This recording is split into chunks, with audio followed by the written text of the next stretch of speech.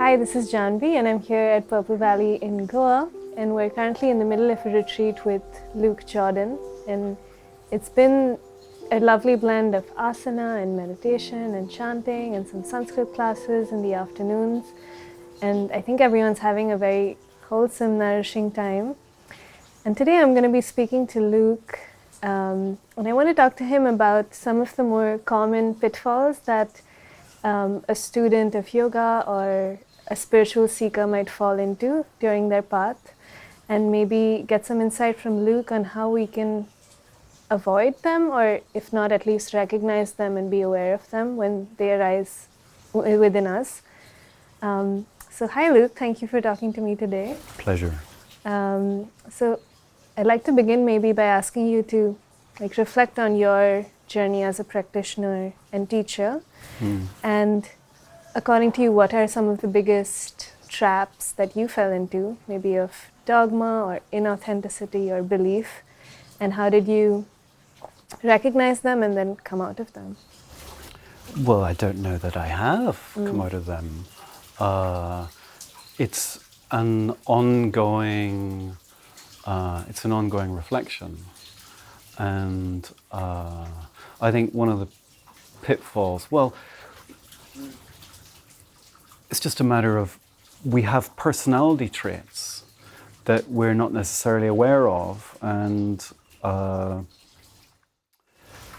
practices that we get involved in can also be places where these unconscious personality traits hide. And then in our spiritual practice, we can hide them there as well. So for me, the journey, if you want to call it a journey, I don't really think it is a journey because there's nowhere to get to. But the journey is constant vigilance, constant self-reflection, constant self-honesty. The main questions of yoga for me would be, who am I? And what is life? And when we grow up, we develop this personality and identity. And underneath that is an insecurity. And we feel like we have to keep up this personality and identity with the world. And so we take it as unquestioned, this sense of who we are. And then, as far as I understand it, yoga is inviting us to inquire more deeply into this question of who am I? And as we do that, some of the veils may begin to peel away and reveal personality traits that we don't like so much. And then, we'll want to cover it up all over again. So everybody's journey is different. Nobody has the same journey. And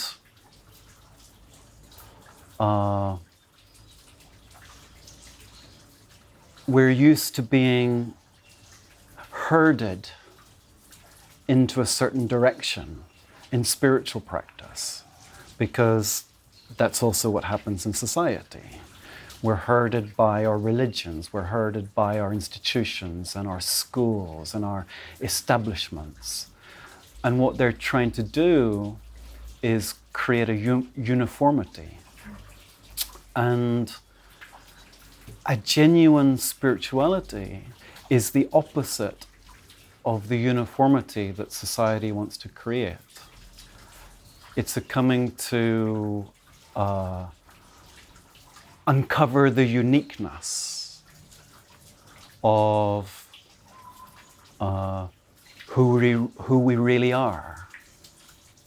But there is a tendency, even within spirituality, to want to go along with the crowd. So I think a major pitfall would be just to become part of the crowd and to do what everybody else is doing. to look at all the people on Instagram and to want to be like them, right? Because yoga these days is a very profitable product. And the product is sold, like all products, by creating a sense of lack that then the product can fulfill.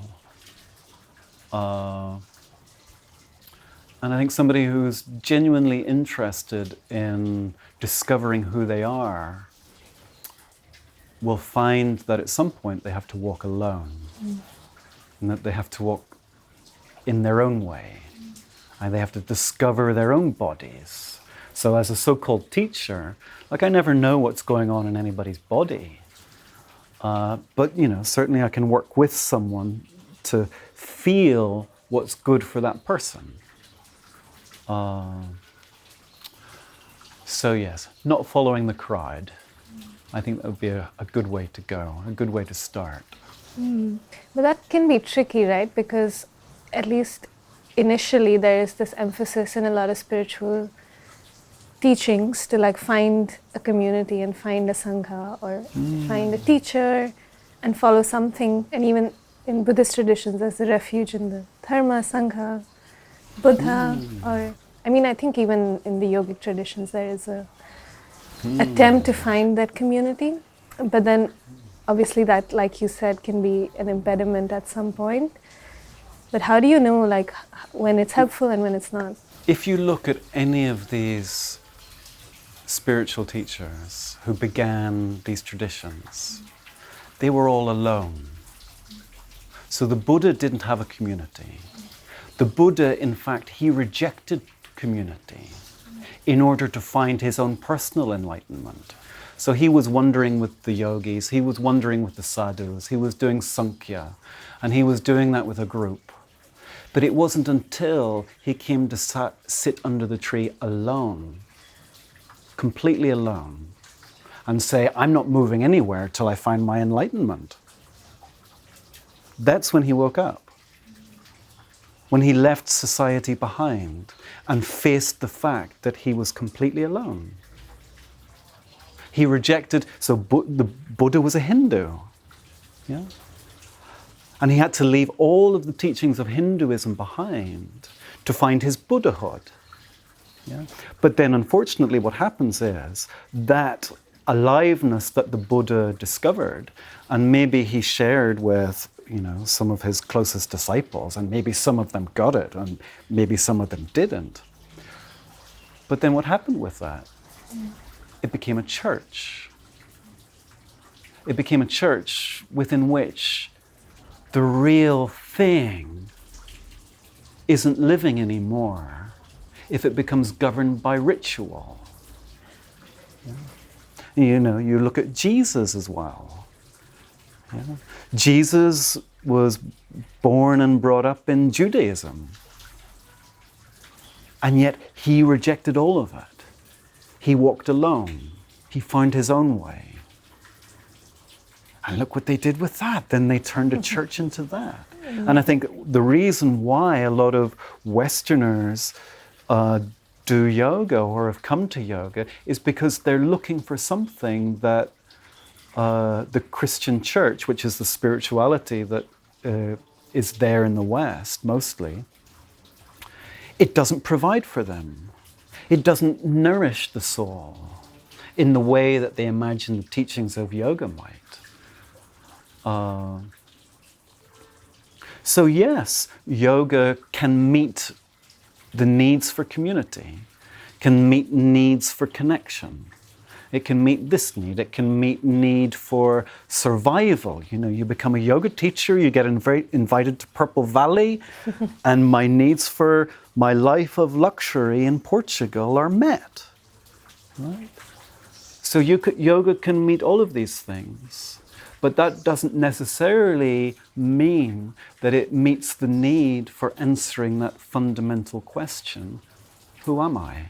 And in fact, putting your legs behind your head doesn't necessarily guarantee either that that question, who am I, is going to be met. And I would say this is really the pitfall, is identifying yourself with the form rather than going deeply into the essence. But you see, not everybody wants it. You know, who really wants yoga? What is the price you're willing to pay for yoga? If the price that you would have to pay for real yoga, i.e. knowing who you truly are, is losing your life as you know it, would you be willing to pay that price? Would you be willing to lose your comfort, lose your community? You see, the people who have had this experience, you know, the Jesuses and the Buddhas of the world, they have all been total. They have all said, no matter what the cost, I'm willing to pay the price. I'm willing to give up everything for this knowledge, for this understanding. And, you know, this is not what's being offered here. Right? We're, you know, offering comfort. We're offering, you know, a package. You know, we're offering that you can be a new and improved, better you if you do yoga. But as far as I understand it, the real yoga is calling into question that very you in the first place. It's taking the rug out from under. And maybe, we don't know, leaving you with nothing. Which is what we're going to leave with anyway. You know, we're going to play this game in the world. We're going to have our adventure. Maybe we play the role of being a yogi. Maybe we play the role of being a teacher. Maybe we play the role of being a student. But at the end of the day, it's all going to be taken away. And then whatever's left, that's what's interesting. What's left when it's all taken away? That's the process of yoga, right? Pratiprasava, that it's the return to the source. And for me, this is the hero's journey.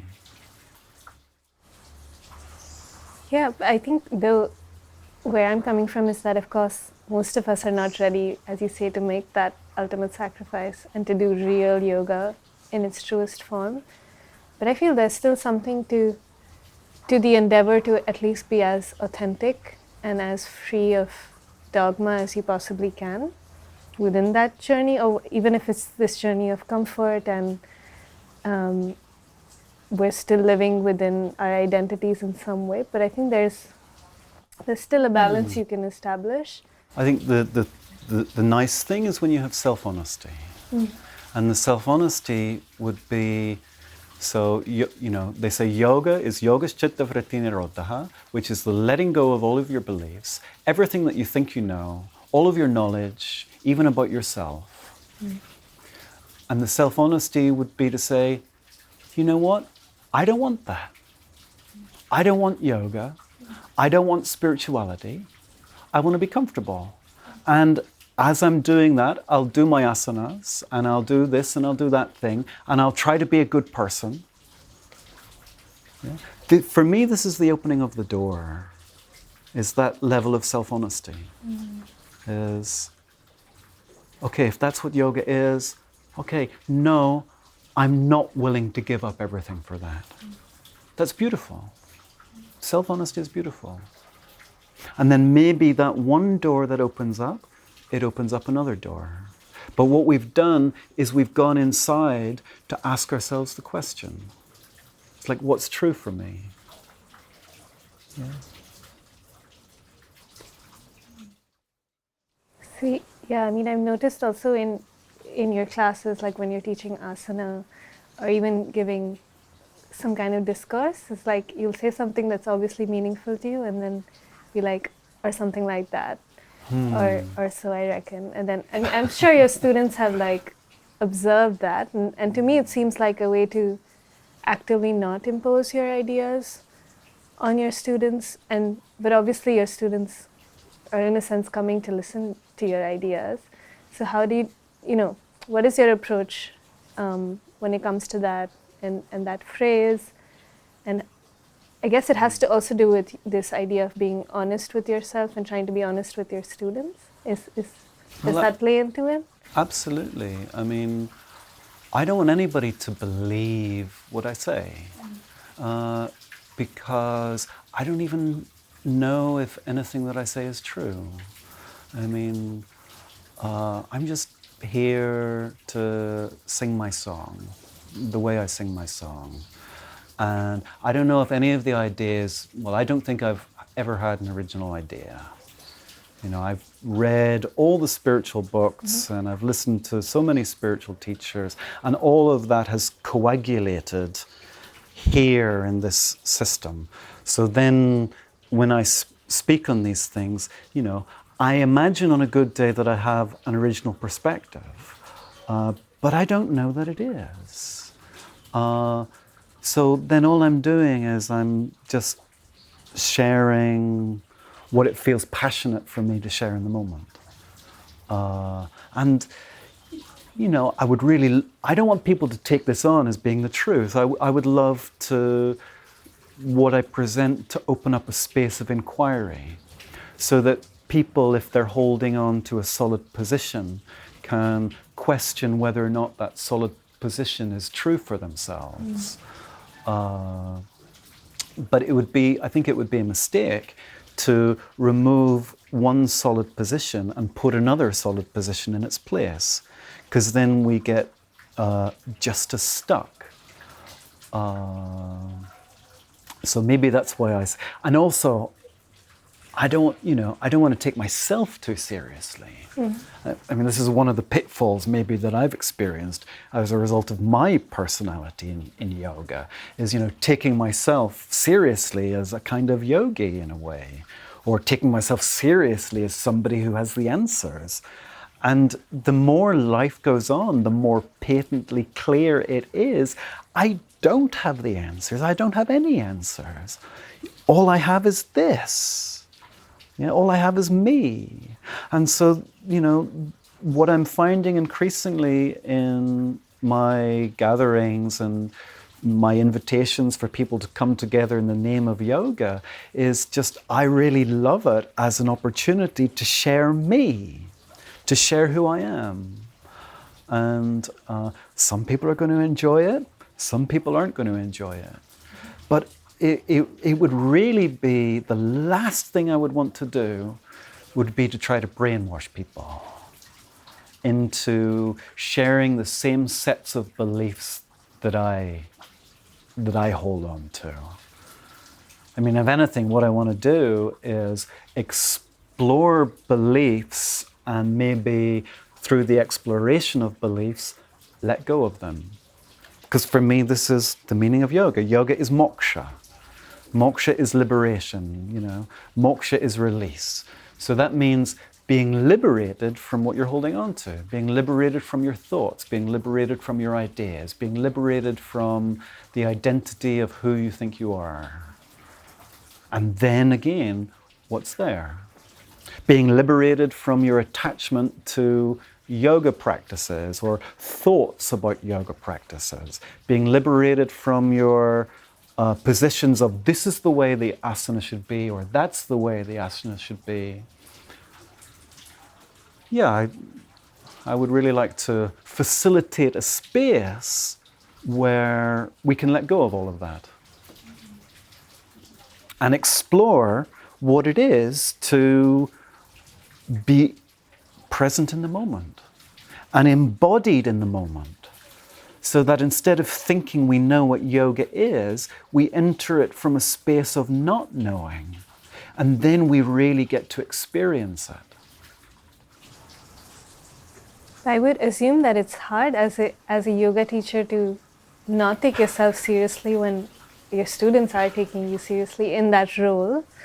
I mean, because I feel like if people believe you're a certain way and you have something sorted and you have some kind of answers, then it's harder to not believe it yourself, because you're being validated constantly as a public yoga teacher, right? So how would you protect yourself from that?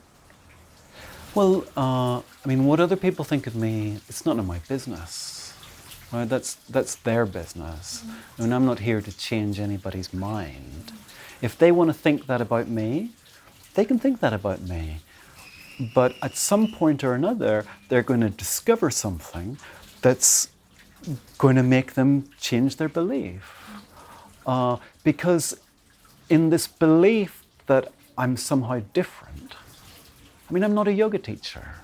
Right? I'm a human being who shows up to be with my friends and to support them as they go through whatever journey it is that they're going through. Do I know where their destination is? How possibly could I? Right? Because each person has a different journey to whatever destination they're going to.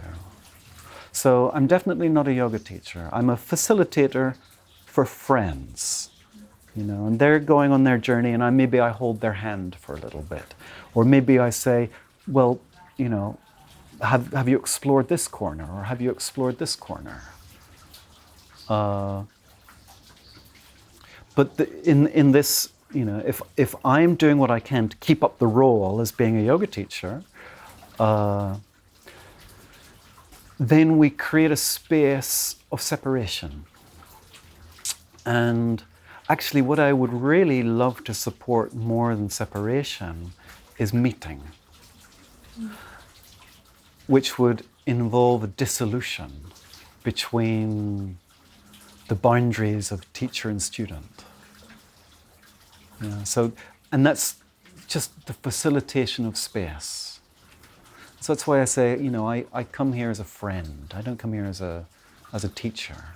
And yes, I like to rant and rave and share, and I like to give a good performance because I want to entertain my friends at the end of the day. And I've learned all kinds of stuff, and that's really enjoyable for me to share. But sharing knowledge, you see, doesn't make me a teacher. Well, it makes me a teacher of that knowledge, but it doesn't make me, Luke, teacher. And the more that I would do to support that notion of myself as teacher, the more I would be pulling the wool over the eyes of the people who come, and the more I would be pulling the wool over my own eyes. And I don't want to do that. I want to be real as I can be. And, be also a vulnerable human being, because that's what I am. I'm, not a yogi in my understanding of what a yogi is, because a yogi is somebody who's got everything under control. And I don't. I'm not in control here. Thank God. Because if I was in control, it would all be a mess.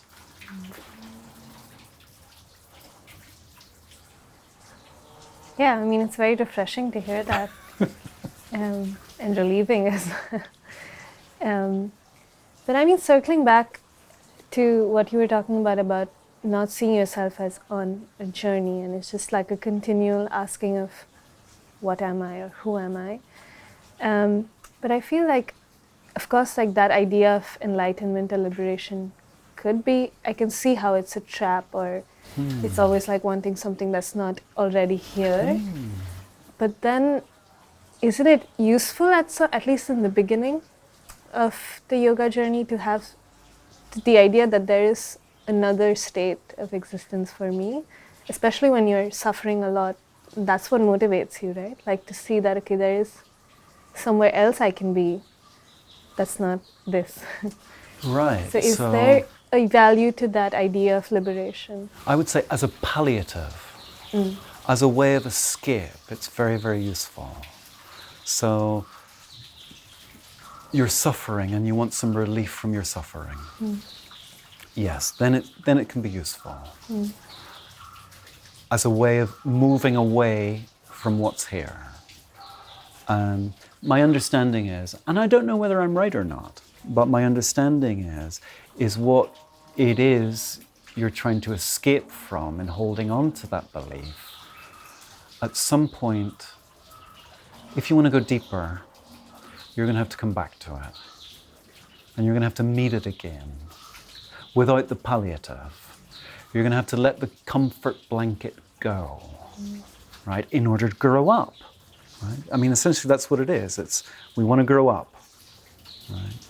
And in order to do that, you've got to take the dummy out of the mouth, you've got to let the comfort blanket go.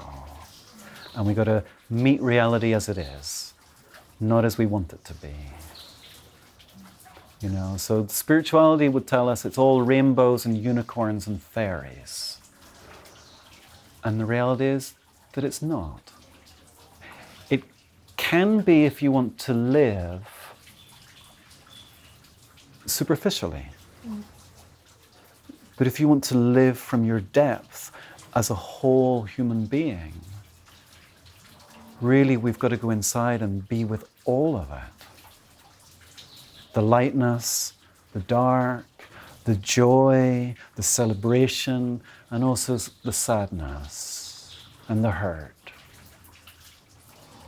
That's, what I imagine it would be to be whole. And then, sure, you have a mind that wants to escape from it. Okay, so then you can see that and be with that. And even love that desire to escape. And have compassion for yourself in your wish to flee from what's painful for you.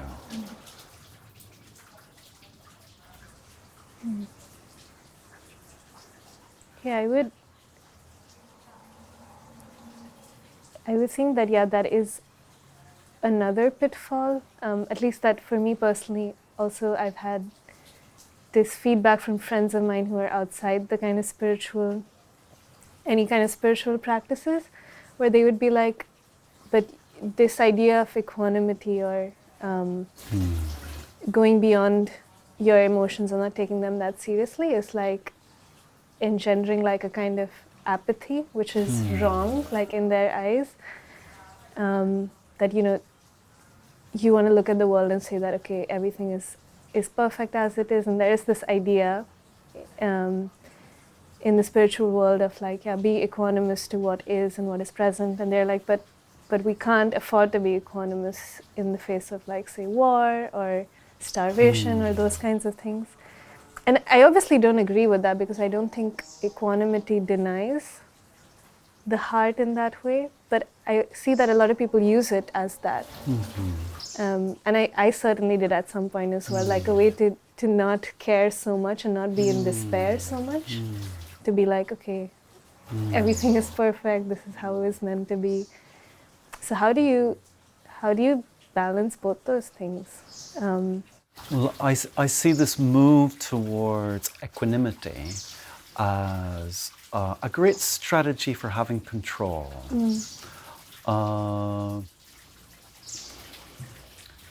And I'm not saying that it's wrong, because sometimes we feel overwhelmed. And we want to have strategies so that we don't feel so overwhelmed. I think the problem arises when that strategy for control, we begin to believe in it as our identity. So we begin to believe that we are yogis sitting in Ananda, or usually what happens is people are being in this place of equanimity, but underneath is the volcano. So it's not really real. Yeah, it's a form of control. If you believe that you are that, then it's less likely that you'll be willing to go deeper inside and have a look at what's really there, until something stimulates it, until you get sick, or until something else happens. So as a mechanism of keeping yourself from being more overwhelmed than you'd like to be, sure, it has a place. you know, until we can find the resources to really go inside and be with what's there. I mean, for me, I think feeling is a beautiful thing. Like when you look at the world and you see somebody suffering, wouldn't you rather feel? Wouldn't you really rather feel for that human being than just walk on, oblivious? Right? That's the human thing.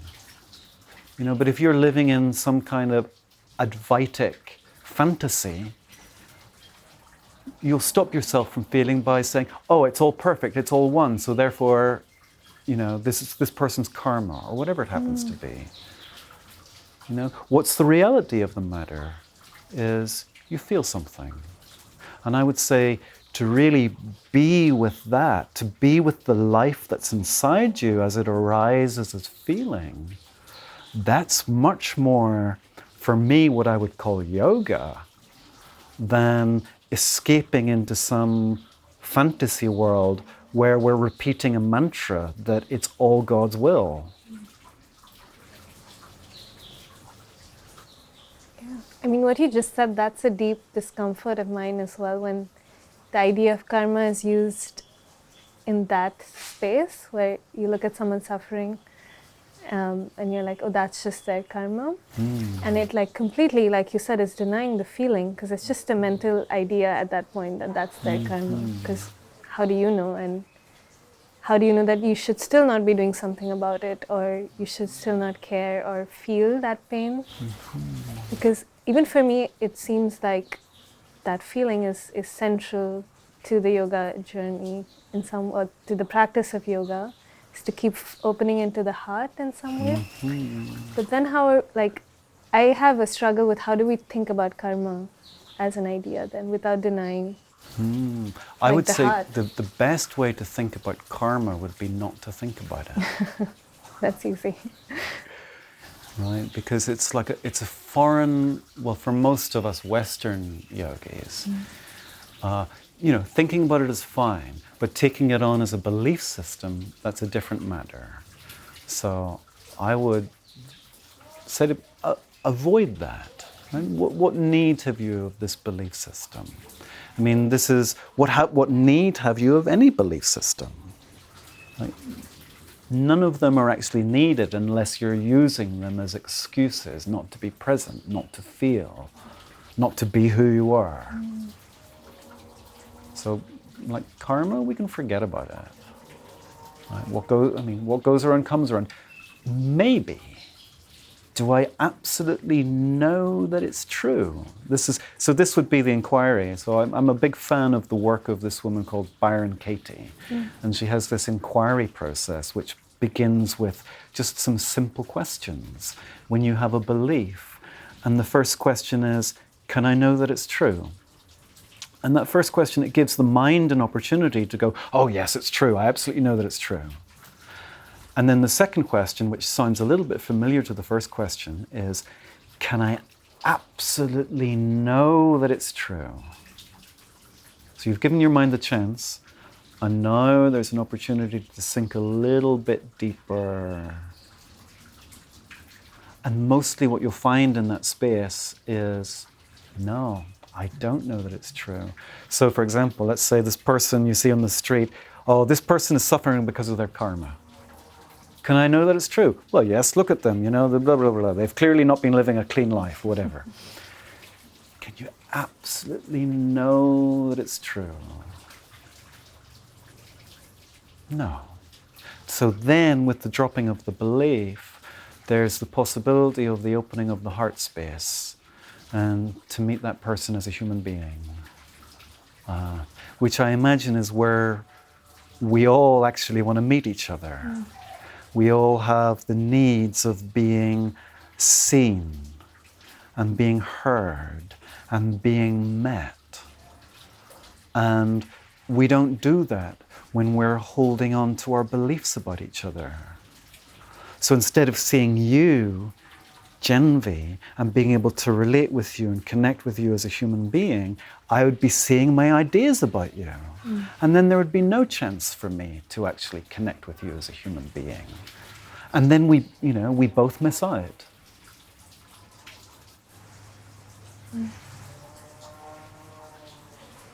But just to push you on that a little bit, is there no value you see in holding a concept that maybe you can know that ideas of reincarnation or karma, something you can never know to be absolutely true, but is there any value in just like playing with the idea a little bit and seeing what it gives you? Or Sure, if you enjoy it. If you enjoy these cultural expressions, if you enjoy these cultural memes, because that's really what they are.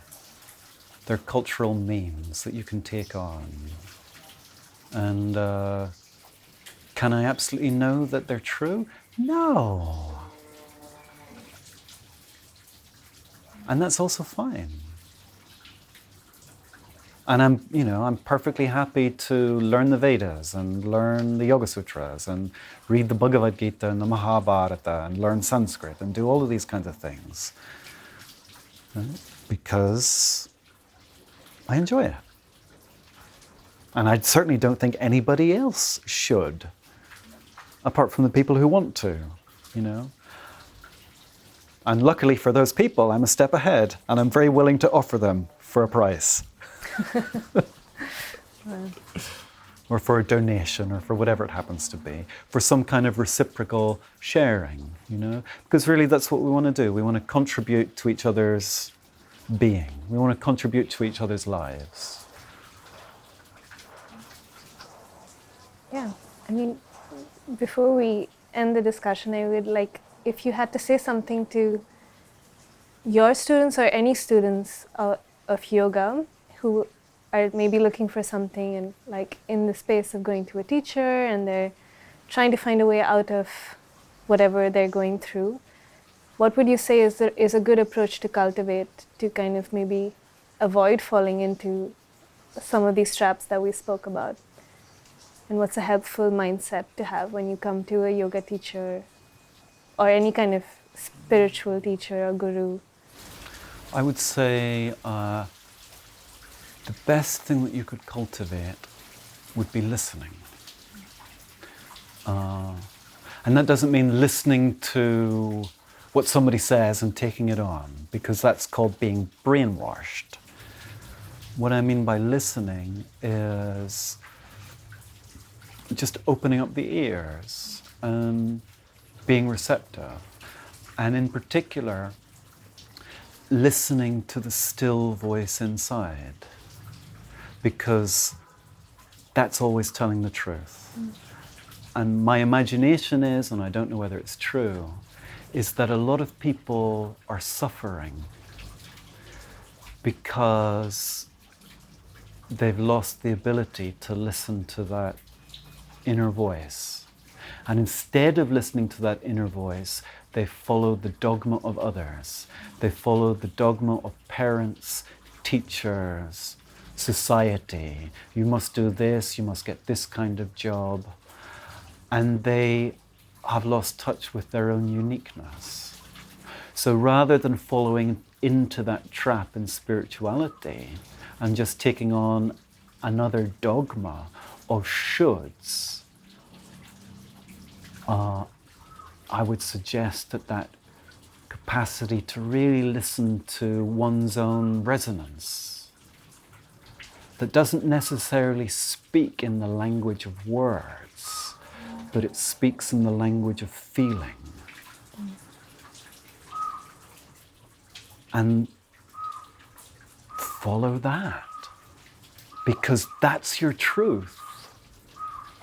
And nobody else can tell you what your truth is. You're the only one. You can look in all of the books to know what your dharma is. But if it doesn't match your heart, it's not your dharma.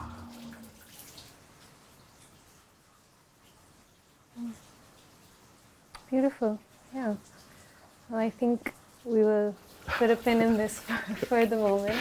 Well, thank you so much. That was really beautiful. My pleasure. Yeah, My thank you. pleasure.